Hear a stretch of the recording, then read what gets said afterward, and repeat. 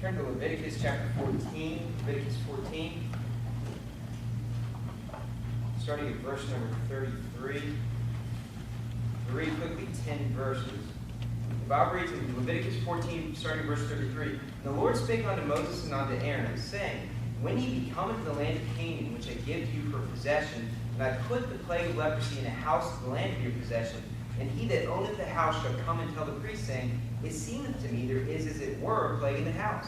Then the priest shall command that they empty the house, before the priest go in to see the plague, that all that is in the house be not made unclean. And afterward the priest shall go in to see the house. And he shall look on the plague, and behold, if the plague be in the walls of the house with hollow strakes, greenish or reddish, which inside are lower than the wall, then the priest shall go out of the house to the door of the house, and shut up the house 7 days. The priest shall come again the seventh day, and shall look, and behold, if the plague be spread in the walls of the house, then the priest shall command that they take away the stones in which the plague is. They shall cast them into an unclean place without the city. And he shall cause the house to be scraped within round about, and they shall pour out the dust that they scrape off without the city into an unclean place. They shall take other stones and put them in the place of those stones, and he shall take other mortar and shall plaster the house. Let's open the word of prayer. Dear God, thank you for allowing us to be here tonight. I just ask you right now to bless me with your spirit. I just pray that I'll be able to preach your words with clarity, and I just pray that we'll have an attentive ear to your word. In Jesus' name we pray. Amen. Amen. Now, the Bible's telling us here how to deal with the fretting leprosy in a house. There's also a lot of symbolism here that God's shown us. The priest here symbolizes the pastor. Okay? And the plague or the leprosy symbolizes worldliness or sin in our lives. So we look here at verse number 35. It says, And he that owneth the house shall come and tell the priest, saying, It seemeth to me there is as it were a plague in the house. So basically this person looks at it and says, I think I might have a problem in my house. And it says then in verse number 36, Then the priest shall command that they empty the house. See, when the pastor sees a problem, he's going to preach on it. A good pastor is going to do that. The Bible says the pastor ought to cry aloud, spare not, lift up thy voice like a trumpet, and show my people their transgression in the house of Jacob their sins. Hey, don't be mad at the preacher that steps on your toe every once in a while. Don't be mad at the preacher that preaches against worldliness and tells you to get that music and the movies and the worldliness out of your life. There's a reason why he's doing that. Look later on in verse number 36, it says that all that is in the house be not made unclean. You see, a lot of people think they can keep pockets of sin in their lives, and it's not going to spread and infest the other areas of their life. But you may think I can just listen to a little bit of rock music, a little bit of country, or just watch some of these DVDs or some of this television. And you know what? Many people have gone down that path, and it destroys their entire life. You see, if you don't get that worldliness out, and see, that's why the preacher is going to command that you empty your house. Command you to get that worldliness out. Because otherwise, all the house is going to be unclean. You can't keep sin in your life. It's going to destroy your life. Then we go on to, after that in verse number 37, And he shall look on the plague, and behold, if the plague be in the walls of the house with hollow strakes, greenish or reddish, which inside are lower than the wall. Then the priest shall go out of the house to the door of the house, and shut up the house 7 days. So the Bible says here that the priest is going to shut up the house 7 days. Basically what I see here is, preacher isn't going to preach on the same topic every single week. Every week he shouldn't be preaching against the television. Every week. Now often, definitely with what's on the television these days, but basically he shuts up the house 7 days and he's going to come back. When you have new members at a church, you got to preach on the same topics. We also have to be further edified by these things. If the preacher preaches against divorce one time and then 20 years later he comes back, that's not right. He's going to have to go back to the same topic sometimes. So he shuts up the house 7 days, and then it says, And the priest shall come again the seventh day, and shall look, and behold, if the plague be spread in the walls of the house. So the preacher's preached on this, and all of a sudden he looks. Is the sin still there? Are we still having this problem and need to preach on again? And then it says in the next verse, Then the priest shall command that they take away the stones in which the plague is. So basically the preacher sees this is a real problem. He's going to command. He's going to preach hard. We need to get that sin out of your life. And he's going to remove the stones out of that place. We need to remove that sin, that worldliness out of our lives. Amen.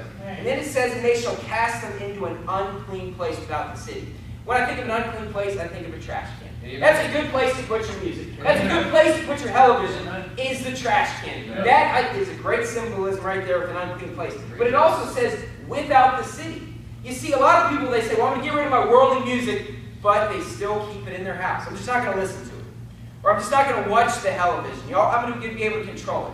Now, does that work in any area? I mean, when people go on a diet and they say, well, I'm just going to buy a bunch of Oreos and Fritos and just put them right in front of me, and I'm just not going to eat them. I mean, I've tried that. It doesn't work, does it? Amen. No. And so we can't do that with sin either. And we can't control sin. We always feel like we can control sin. Well, I'll just keep this little sin in my life and it won't spread. It always spreads. Right. You know, we always get fooled by it. We cannot keep it in our life. We need to throw it into an unclean place without the city. I remember when I got rid of my worldly music and my worldly DVDs, I threw them in the trash can. Not only that, I bundled them up and got rid of them outside. I didn't even want to tempt myself to crawl back into that garbage. You know what? You may think that sounds foolish, but a lot of people crawl back into that garbage and listen to the same stuff that they got rid of in the past.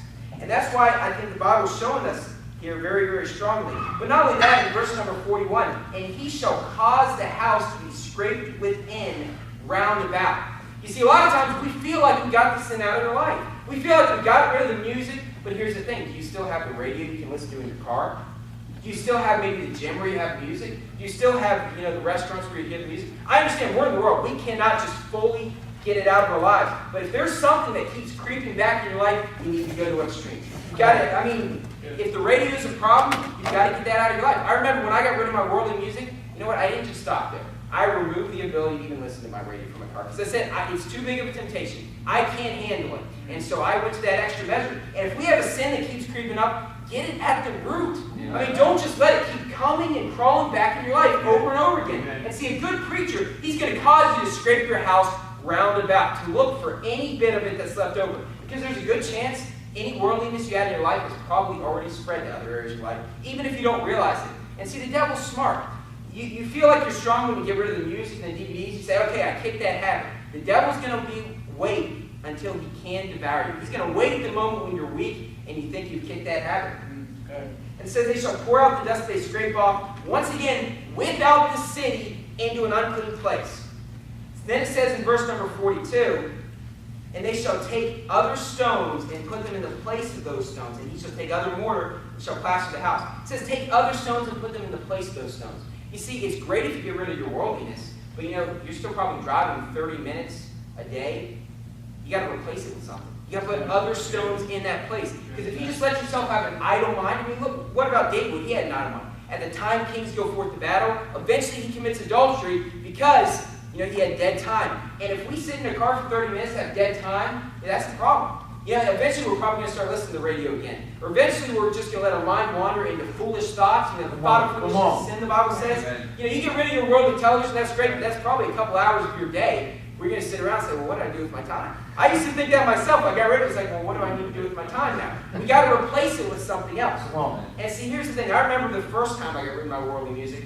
Like I said, I got rid of it from my car as well. I ended up getting a new car, and I wasn't even thinking about this, but I had the radio in my new car. But I had a CD player. I listened to the audio Bible, listened to preaching and everything like that. But eventually my CD player started to skip, so I couldn't play it anymore. And so I had a lot of dead time. And I didn't replace it with other stones. What ended up happening, that sin crept back in my life. And it is very frustrating retreading the same ground. You've gotten rid of the sin, and then all of a sudden it comes back in your life. But see, this is what's happening here. Obviously God's telling us how to deal with fretting leprosy. There's a lot of symbolism in this passage. And God's showing us that there's a sin that keeps creeping up. You have to go to that extra measure. Let's not get too confident and think we kicked it. Because I don't know about you, but when I first started hearing this preaching, it was completely foreign to me. And a lot of you might have recently gotten rid of that worldly music, those DVDs. But let me tell you something. They could creep back. Satan is going to wait until he can find a time to get them to creep back in your life. You have to throw them without the place into an unclean city, scrape the house roundabout, get it out of your life, and replace those stones with other stones. Let's close in a word of prayer. Dear Heavenly Father, thank you for allowing us to be here tonight. I just ask you to bless the rest of this time and bless the next preacher. I pray this all in Jesus' name. Amen. Amen. And we only have one left, so it's you.